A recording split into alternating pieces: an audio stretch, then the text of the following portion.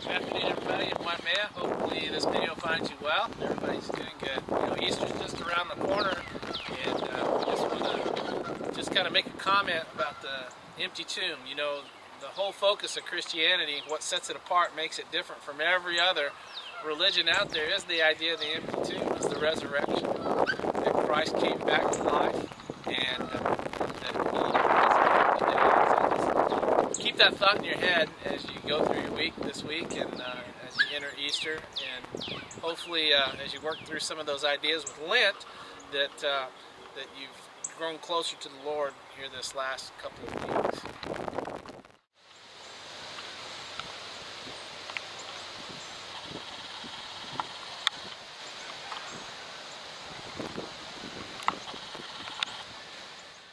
Thinking about Jesus and how he developed his team.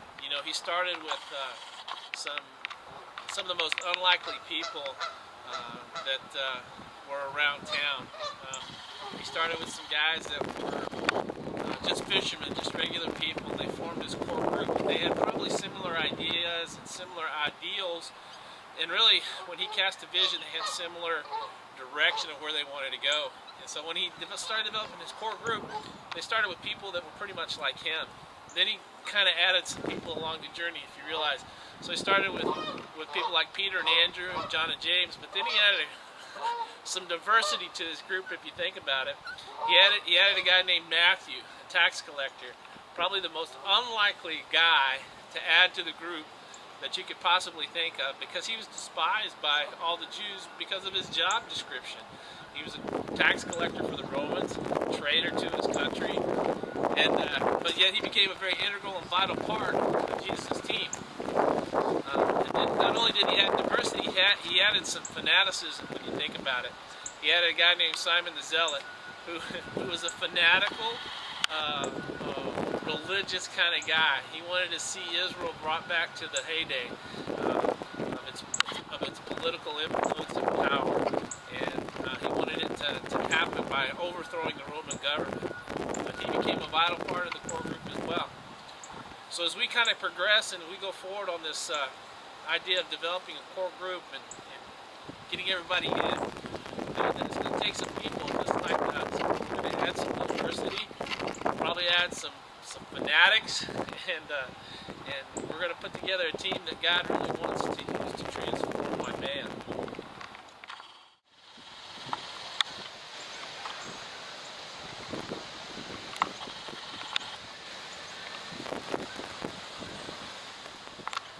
So Jesus develops this group, this core group, that helps him begin to transform the world.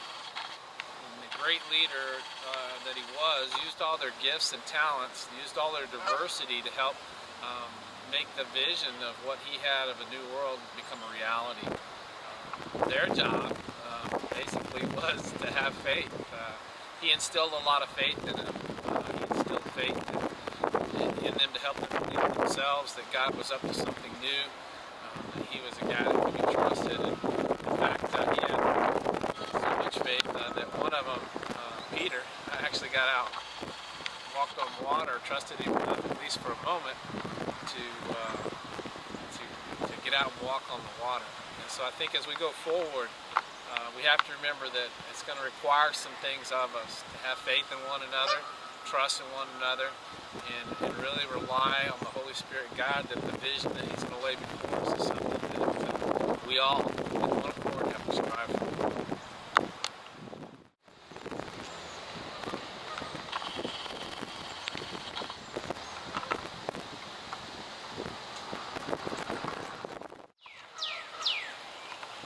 So you think about this idea of being a core group.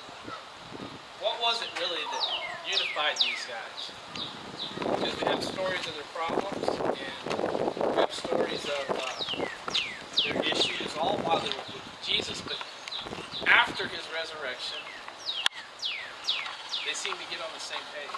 They seem to begin to work together, to really believe in the cause. So the thing that binds them all together, the thing that will continue to bind us together, no matter what we face in the future, in the next few months, is the empty tomb. The empty tomb is what binds us all together, because it is the hope that we all have for the future. It's the hope for our city, the city of Waimea. It's the hope for the world. And that's what unifies us. So when we focus on that, we can overcome bridges, we can overcome barriers, we can overcome all the things that we have to face. We can take our diversity and our fanaticism and our commonality and put them all together and form a group and a team. It can do the same thing the early disciples did, transform the world. We can be the people to transform Waimea. You guys have a great worship today. I'll see you soon.